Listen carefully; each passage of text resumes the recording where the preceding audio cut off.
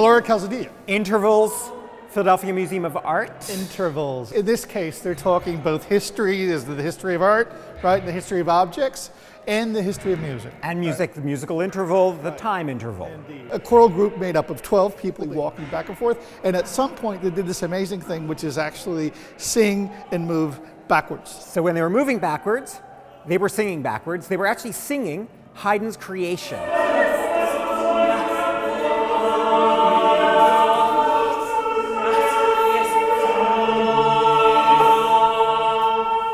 So the whole show, as far as I'm concerned, is about a failure of communication, ideas that don't cohere, and that interests me. The thing is resolved properly to get back to a universal enlightenment notion of art making, and that's what interests me.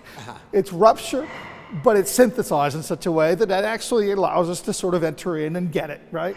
And this show is made up of 2 performances, right, that cycle through, and a set of three videos, three big projected videos, very impressive emotionally. The great thing is that they're perceptually incredibly rich. Who doesn't love hearing a guy who's got the deepest voice on the planet, right? So there are those ways in that are all about sheer perceptual pleasure. You may wind up convincing me with this show. Well, let's go in there and respond to some of the pieces.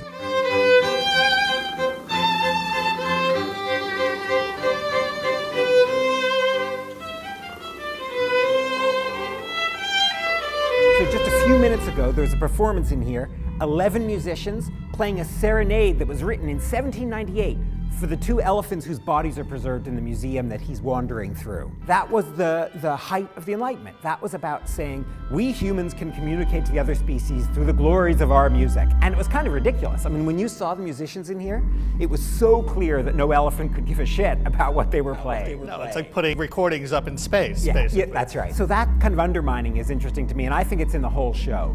A notion of undermining the whole premise that there can be that kind of orderly communication between past and present. I'm frustrated by some of the sort of postmodern approaches. The issue with this work in general is that it is very complicated stuff, and there's no 2 ways around that. Yeah.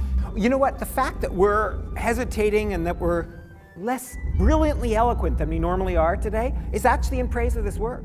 It's forcing us to come to grips with it, and that's hard. I see this setup, and rather than sort of see the absurd, first of all, I see sort of like an academic version of the absurd. I wish I saw Eraserhead more than I actually see a professor teaching Eraserhead. A professor discussing anything is bound to be boring. The problem with postmodern theory is that it's effing boring. It is.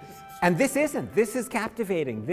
And that's what's good about art. Non-paraphrasable art just draws you in and forces you to do something with it. But also because the artists have basically sort of built in some loose bits, some lack of connections and communication, and that makes the piece stronger. I'm willing to say that whatever intellectual frustrations I have from the over-intellectualism I read into this work, I will actually give up to the significant pleasures of even these video pieces, and certainly to the choral piece that we saw. The work bests, I think, those kinds of frustrations, which now seem to be superficial. It overcomes its own pretensions. That's pretty good. That's very good. Which is a hard thing to do. As saying, from the point of view of a guy who's pretentious, it's hard to overcome it, you know? Usually you just wallow in your own pretension. Yeah, well, I still like you when you drink your tea with a little finger up. Right.